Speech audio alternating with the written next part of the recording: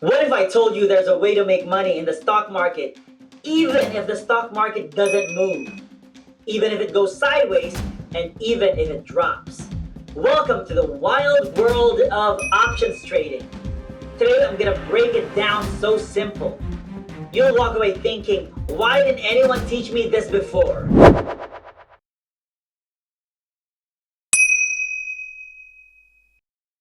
Part 1. What are options?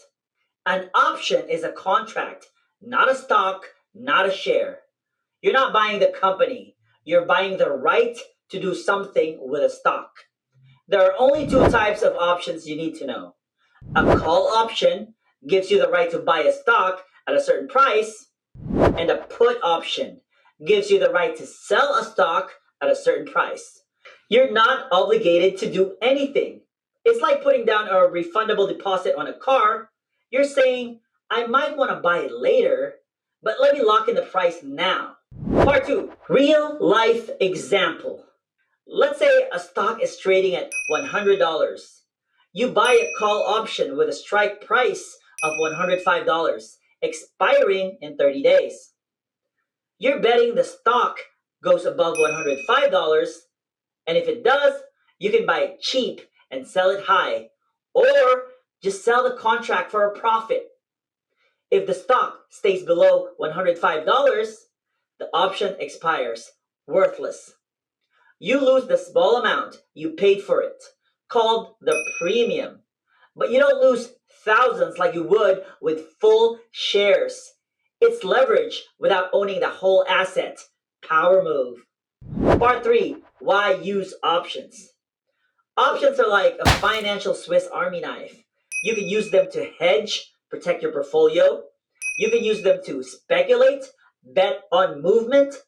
You can even earn passive income with strategies like selling covered calls. They give you flexibility, creativity, and when used right, asymmetric risk. Risk a little for a chance to make a lot. But yeah, they can also blow up your account if you don't know what you're doing. Part 4. The cost of not knowing. Here is the brutal truth. Most traders avoid options because they sound confusing. But that confusion costs them opportunities. Big ones. You don't have to become an options wizard overnight. You just need to understand the basics. So you stop leaving money on the table. Because while you're avoiding options out of fear, someone else is using them to grow their account while risking less than you. Part 5. How options are priced. Let's add a little juice for those of you who want to dig deeper.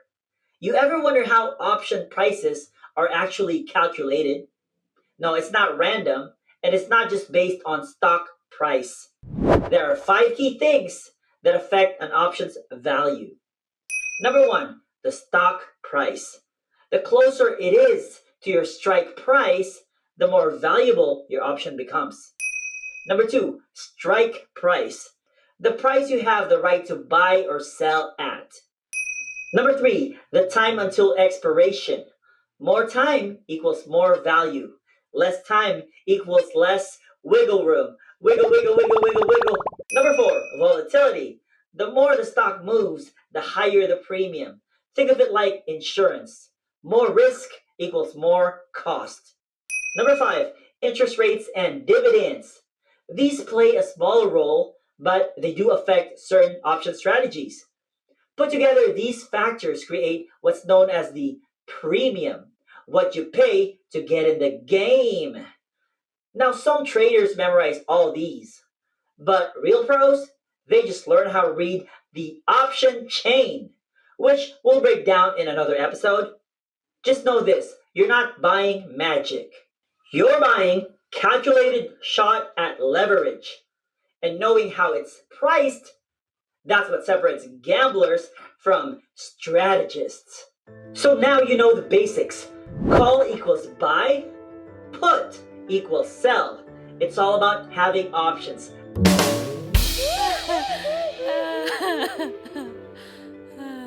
In future episodes, we'll break down option chains, the Greeks, and real trading strategies.